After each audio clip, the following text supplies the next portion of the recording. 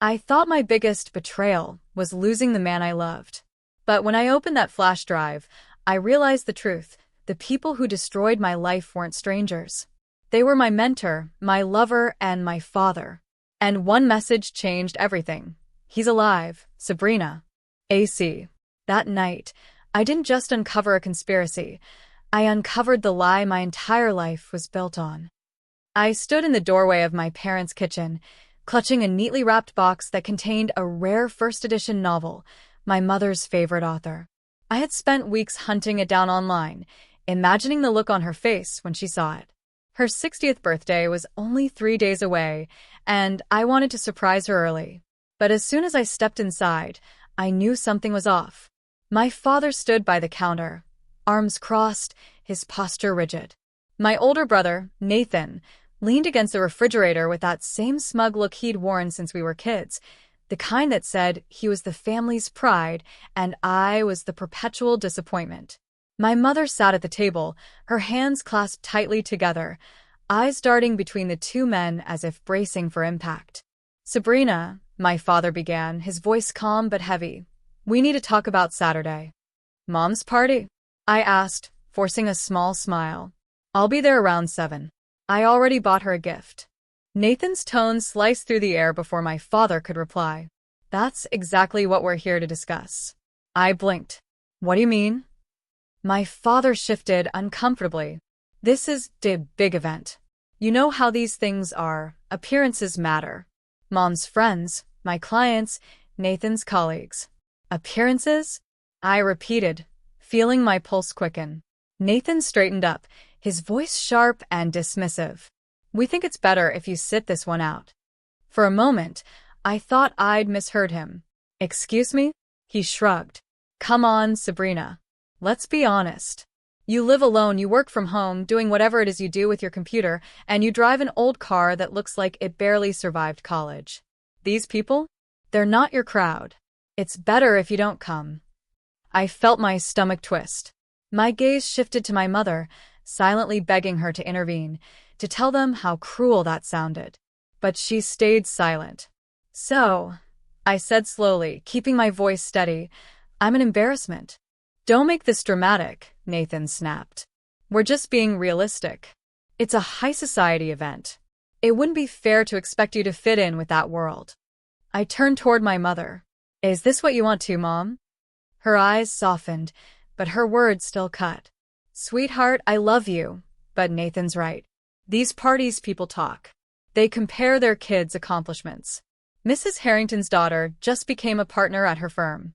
The Johnson's son is a surgeon. What do I say when they ask about you?"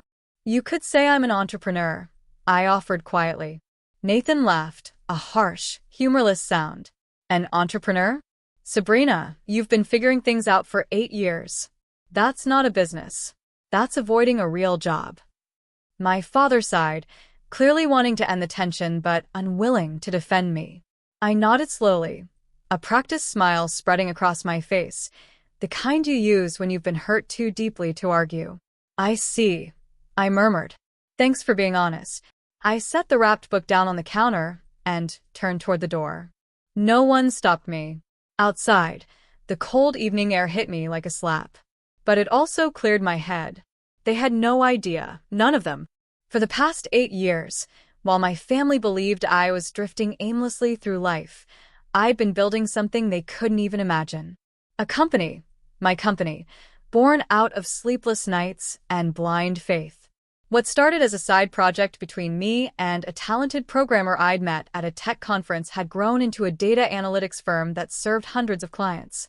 The first few years were brutal, 18-hour days, living on instant noodles, and praying the next client check wouldn't bounce. But slowly, the impossible began to happen. We grew. By year 3, we had a small office. By year 5, our platform was being used by Fortune 500 companies. By year 7, we were being approached by major investors. And now, after months of quiet negotiations, TechSphere Global, one of the largest technology conglomerates in the country, was finalizing a deal to acquire us for $340 million. If all went according to plan, I'd walk away with roughly $180 million after taxes. I laughed under my breath as I drove home that night. The irony was almost poetic. They were excluding me from the party to protect their social image. The same image that their very daughter would soon elevate, they thought wasn't good enough. Over the next few days, my life became a blur of final meetings, legal reviews, and phone calls. My co-founder, Alex Grant, and I barely slept. By Friday afternoon, everything was done. The deal was signed in a glass-walled conference room overlooking the city skyline. Champagne was poured, congratulations exchanged, and for a moment, I let myself feel it. That rare, quiet pride that comes when every sacrifice finally pays off. When the noise settled, Margaret Reeves, TechSphere's CEO, walked over to me. A formidable woman in her 50s with sharp eyes and a warm smile. "Sabrina," she said, raising her glass, "what you've built is nothing short of remarkable. You've created something that's going to change how we do business with mid-sized clients. You should be proud." I smiled. "Thank you, Margaret. That means a lot." "The press release goes live at 6, she reminded me. "Major outlets will be covering it, local, national. It's big news." 6. I repeated, glancing at my watch. Perfect timing. "Big plans tonight?" she asked. "My mother's birthday party," I said with a faint smirk. "Though I wasn't invited." Margaret blinked. "You weren't invited? On the day you close a 9-figure deal?" "They don't know about the deal," I explained. "Or the company.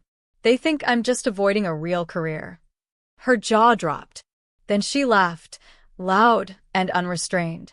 "Oh, Sabrina, I almost feel sorry for them."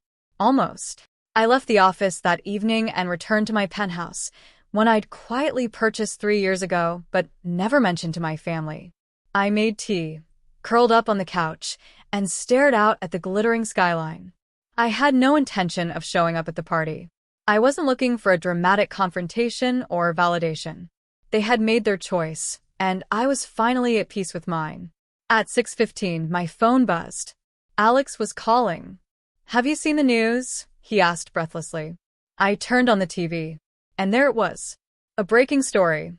Local entrepreneur sells tech company for $340 million. My professional photo filled the screen. The anchor's voice narrated my journey, the platform, the growth, the acquisition. Reporters stood outside our downtown office as the company's logo glowed behind them.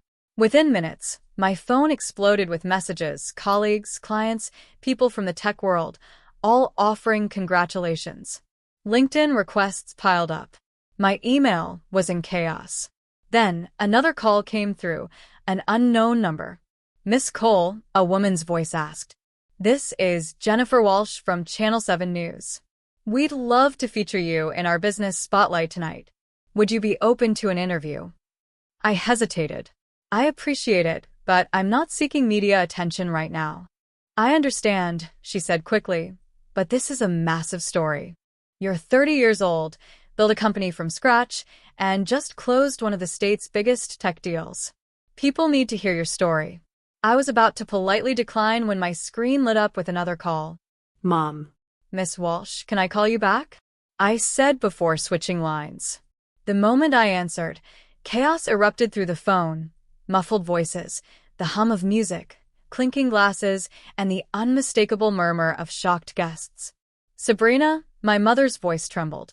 "Is it true? What are they saying on the news?" "What are they saying, Mom?" I asked evenly. "That you sold your company for hundreds of millions. They're showing your picture, calling you a visionary." Her voice broke. "Sabrina, what's going on?" I could hear my father in the background. "Let me talk to her." I sighed softly. "It's true. We finalized the sale today. The company I've been building for 8 years, the one you thought wasn't real." Silence. Then the realization hit her. "Everyone's watching, Sabrina. The news is on in the living room. People are asking questions, Mrs. Harrington, the Johnsons, Nathan's colleagues. They're asking why we never mentioned your company. Why are you not here?" I heard Nathan's defensive voice cut through. "We didn't know. How were we supposed to know?" My father took the phone next. "Sabrina, you need to come to this party. "Right now." You have to explain this to people." Explain what? I asked quietly. That I'm not an embarrassment anymore? That's not what this is about, he insisted. You kept this from us. That's unfair. I didn't keep anything from you, I said. I told you I was an entrepreneur. You just didn't care enough to ask what that meant. There was a pause, then Nathan's voice, angry, desperate. Get over here now. Do you know how this looks? Everyone's asking why you weren't invited. I wasn't invited. I reminded him, because you said I'd ruin it. Remember? He went quiet. So now that I'm wealthy, I'm acceptable? I continued. That's what this is? In the background, I heard my mother crying. Part of me wanted to comfort her, but another part, the one that had been quietly dismissed for years, finally refused to bend. I'm not coming, I said firmly. You made it clear I wasn't welcome. That doesn't change because you're embarrassed now. Sabrina, please, my mother begged. We made a mistake. Just come. Let me introduce you properly. Let them see what, Mom? I interrupted softly. The successful daughter you're suddenly proud of because she's valuable now. There was only silence, heavy, fragile silence, before I hung up. I leaned back on the couch, exhaling slowly.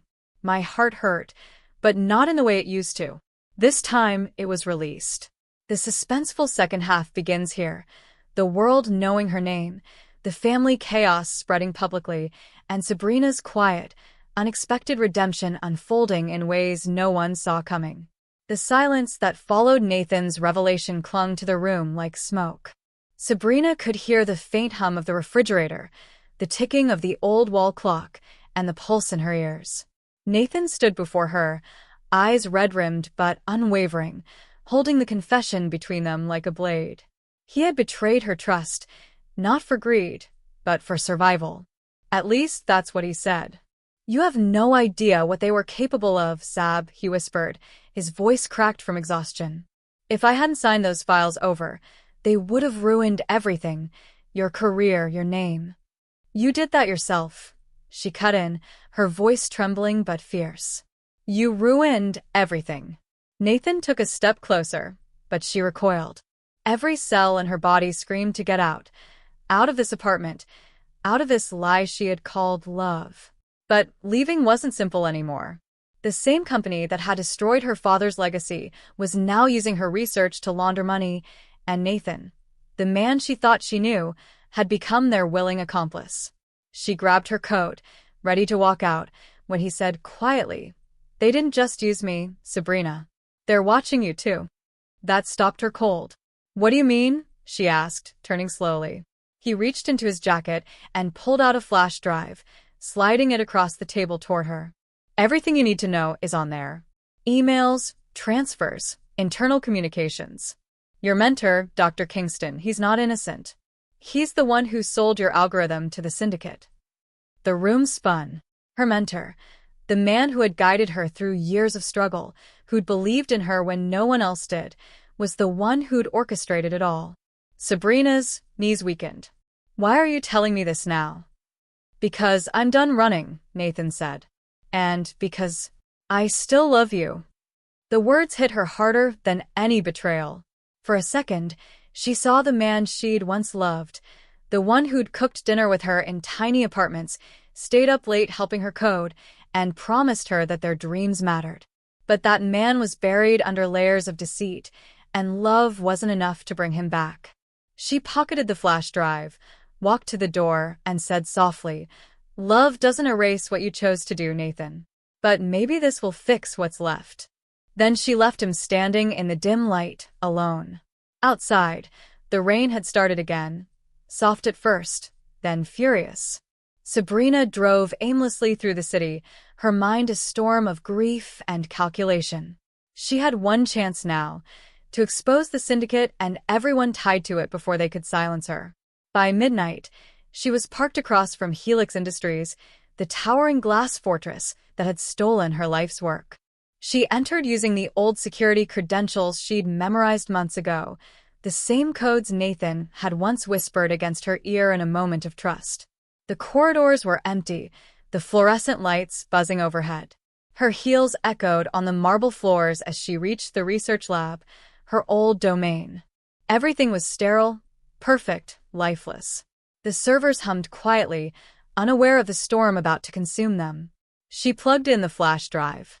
Files opened, spreadsheets, transaction logs, encrypted messages between Kingston, the board, and a name that froze her blood. Arthur Cole. Her father. No. It couldn't be. Her father had died years ago in disgrace after Helix framed him for data fraud, or so she believed. But the files told a different story. He hadn't died. He disappeared. Hidden by the same organization that now hunted her. Tears blurred her vision as she scrolled through the documents. Her father's final message appeared as a simple line of code embedded in the algorithm she had perfected, the one Nathan had betrayed. Find the truth where I vanished. Trust no one. A sound echoed behind her. Footsteps. Sabrina turned, heart hammering. Dr. Kingston stood in the doorway, his face shadowed and cold. You shouldn't have come back, he said, locking the door behind him. I trusted you, she hissed. And that's why you were so easy to use, he replied calmly, drawing a small pistol from his coat. You had your father's brilliance and his weakness. Sentiment. Her eyes darted toward the main console. One command and the entire data vault would upload to the external cloud, evidence that could destroy Helix and everyone behind it. She needed seconds. Kingston took a step closer. Hand over the drive, Sabrina. You were never meant to survive this. She smiled faintly, trembling but steady. Neither were you. Before he could react, she hurled a glass beaker at the emergency sprinkler sensor. Water gushed from the ceiling, dousing the lab, shorting the electronics. Kingston fired. The bullet shattered a monitor behind her. Sabrina slammed the emergency release and darted for the exit, soaked, breathless, adrenaline flooding her veins. As alarms blared, she burst into the night, the flash drive clenched tight in her palm. Behind her, Helix Industries was burning, sparks of fire licking through the broken windows. 2 days later, Sabrina sat in a dim cafe on the outskirts of the city. The news broadcast played silently on a nearby screen. Helix Industries under investigation for large-scale corporate espionage and fraud. Several executives are in custody, but there was no mention of Nathan. He had vanished after that night. She sipped her coffee, staring at the rain. For the first time in years, she felt the weight of freedom, heavy but real. The truth had cost her everything, but it had also given her something priceless. Clarity. Then her phone buzzed. Unknown number. It's not over, Sabrina. He's alive. AC. Her blood turned cold. Arthur Cole. Her father. She looked up from the screen, eyes narrowing as the cafe door creaked open. A figure stood there, face hidden by the downpour. Their eyes met, and for the first time in years, Sabrina felt both dread and hope intertwine. The rain outside blurred into mist. The truth she had fought to uncover was only the beginning.